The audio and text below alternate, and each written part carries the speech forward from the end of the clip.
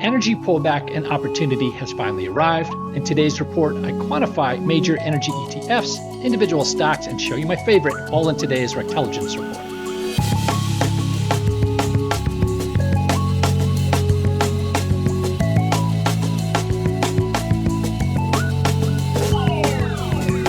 As a friendly reminder, everything in today's show is for informational purposes only. There is no investment advice given. All right, let's get into the show. Hey everyone, welcome. I'm Dave. This is the Edge Report, where I quantify specific opportunities in stocks, crypto, credit, and occasionally beyond. Today is all about the energy sector, specific ETFs, names, stats, and conditions. Let's get into it. Let's outline today's conditions before we get to the charts and stats and, of course, the opportunities. Number one, stock or ETF makes a 6-month high. That is the first requirement. Number two condition is that the stock or ETF pulls back 10% inside of 1 month. So it's a relatively quick pullback. In terms of an exit above the upper Bollinger Band, although it's slightly modified to use 1 standard deviation bands instead of 2. And the other exit is exit in 3 months. This is an either or, right? One of them is going to happen first. So effectively, the 3-month exit is a time exit. In terms of query sizing for the stats, you'll see everything is 99.9% of equity, essentially 100% into the opportunity, but 99.9% helps PineScript not miss any opportunities. Obviously, realistic sizing is going to be a little bit lower. That's going to depend on the trader. All right, let's look at some ETFs and stocks in the energy space that have pulled back. Here we are with XLE, State Street Energy Select Sector Spider ETF, and you can see this little green triangle and long tag that indicates that it has met the conditions I laid out, at least on the entry side. Also, IYE, the iShares US Energy ETF, you can see the same thing, just met it recently. And VDE, the Vanguard Energy ETF, we can see same thing here again. Let's take a look at some stocks. Chevron has pulled back. You can see this has met the entry a few days ago, a little bit earlier than the ETFs we just saw. Not surprising. Stocks are a little bit more idiosyncratic, of course. They are not smoothed out by the diversification of an ETF. Let's take a look at one more, EOG Resources Inc. We'll look at the stats for all of these. But again, like Chevron, has already pulled back and has drifted a little bit lower. Traders, crypto is not a wild, unruly market. It's an asset class with 500% more time for price discovery and opportunity. My new course, Crypto Trader's Edge, is now live through Algo Advantage, one of the top quant pods and academies out there. A full systematic framework, backtesting, strategy development, validation, real edges with full code, not hype. Links in the description, or head to my Substack at REKTelligence. Now back to the show. All right, real quick, for anyone new to my work, the REKTelligence score is simply an objective function. It means it's a rolled up score. It includes a lot of dimensions or metrics, including profit factor, hit rate or win rate, edge quality, return efficiency, how fast does the opportunity turnover and capital turnover, drawdown risk, and a couple other factors, all baked into this one score. Higher is better. All right, I'll start with the ETF opportunities. First of all, XLE, we have data from late 1998 to the present, pretty old for an ETF, and we have 20 instances meeting the conditions we outlined. The hit rate or win rate is 75%, 15 out of 20 in this case. Profit factor, very solid at 2.778. For those new to profit factor is sum of gross gains divided by sum of gross losses.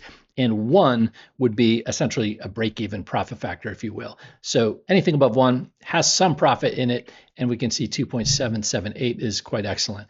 Now, in terms of average trade, we see 2.21%, average win being 4.35%, and the R score or REKTelligence score, which I just outlined, that is pretty solid at 67.3. I love it when it's in the 70s or higher. This is close.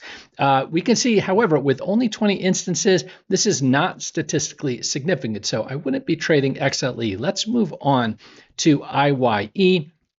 We only have 18 instances here. Hit rate is very solid, 77.78, 14 out of 18. Profit factor, really nice at 3.367. Average trade, 2.78%. Average days in trade, 18.6, not that long. So average percent per day, 0.149, essentially 0.15% per day. Now, there is no R score. That is because this is only 18 instances. We don't have enough to assess, so that gets an automatic 0. Again, pretty good looking opportunity here, but it needs a little bit more time, a little bit more data. I wouldn't be trading this one. Let's take a look at Vanguard. In terms of that same subject, we see the same, the R score of 0, but otherwise stats look, pretty healthy here, like we've been seeing across those ETFs. Now we'll look at some instances, or some assets, I should say, with more data. Let's get into that.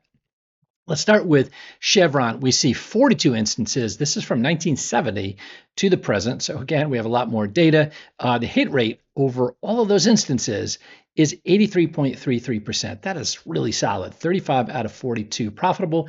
Profit factor north of 4, really excellent. Beautiful looking equity curve. You can see the last couple instances have been losses, but in general, this has been an excellent equity curve.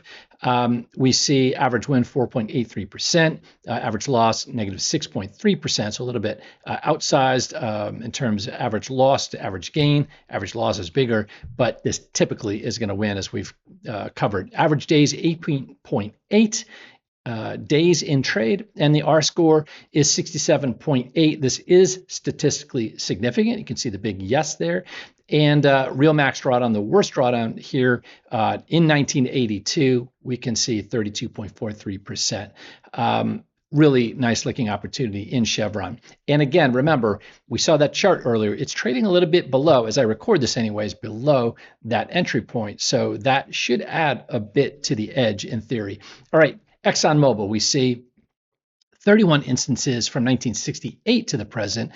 Hit rate is 67.74, definitely respectable. Profit factor, excellent at 2.441. Decent looking equity curve.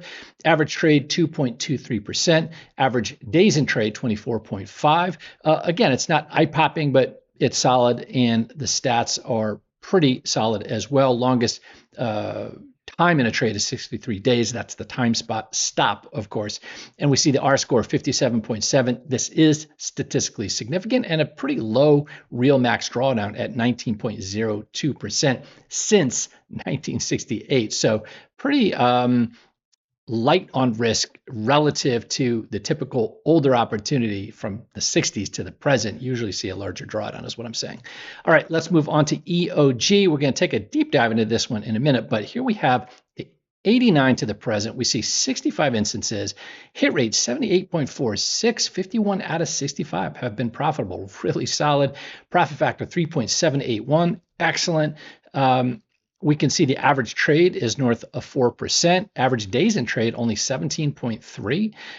The R score, excellent at 75.6. And yes, for statistical significance. Worst real max drawdown, 28.3. Let's take a deep dive into this one. All right, let's use Strategy Analyzer to take a deeper look into our TradingView results. We'll start with EOG's trades in a visual scatter plot where you can see all of the trades in this back test. You can see mostly green squares. That is because, of course, we have a high hit rate historically for this edge in this stock. And average trade there shows the green dashed line, and overall a nice looking reversionary edge. Now, in Strategy Analyzer, it's crucial to know or determine whether our edge is significant, statistically speaking. That is crucial. We can see one of the methods here is standard t-test, and this, by the way, passed both the empirical t-test and the standard t-test. I'm just showing you one of them. But p-value 0.0000, indicating that there is essentially statistically a 0% chance that these results are due to randomness and noise. Now let's do some Monte Carlo analysis. Inside of Strategy Analyzer, there are a couple of modes. I chose one called Edge Robustness in 1,000 simulations. So I'm scrambling the EOG trades 1,000 times, also sample with replacement. I'll explain that in a future video, but essentially I'm getting alternate histories and I can get confidence intervals, as you'll see here. So the original sequence is on the top row, the actual backtest result. Cumulative return was north of 1,000%. Max drawdown, according to TradingView, negative 18.51%. Profit factor 3.781. Now, if you go down to median here on the bottom, you can see very similar results. This is the literal middle value of all 1,000 simulations. Cumulative return, 1,000% plus. We can see max drawdown is almost the exact same value. And profit factor actually on the median run is a little bit better than the actual backtest result, which is kind of interesting and actually kind of encouraging. We can stress test the results by looking on the lower rows, right? We can look at the 95th percentile. Realistic downside is what I call that. And you can see there's still a positive cumulative return of over 400%. Obviously, it's well off the 1,000%, but still robust and positive. We can see drawdown certainly has increased, not quite doubled, but negative 32.38%. Profit factor 2.460, even at the 95th percentile. That's really good to see. 99th or tail risk, we can see still positive cumulative return. Drawdowns deepens, of course, a little bit further, but profit factor still north of 2, and the worst observed in all 1,000 runs is still positive. Obviously, drawdown is quite sharp at negative 53.88%, but profit factor positive solidly at 1.630. If you're interested in learning more about Strategy Analyzer, go to tradingfromparadise.com. You can even lock in a preferential rate while it lasts. Again, my website, tradingfromparadise.com. Thanks for watching today's Edge Report. We did a focused dive into the energy sector. Now, the ETFs, really compelling stats, but we just don't have enough data and we do not have statistical significance. However, Chevron, some others, and particularly EOG look very compelling. And as I record this, are trading a little bit below the official entry, if you will. So they are compelling opportunities. All right, folks, I will see you in next Monday's All Markets Report. Until then, trade smart, live well, and cheers from the Caribbean.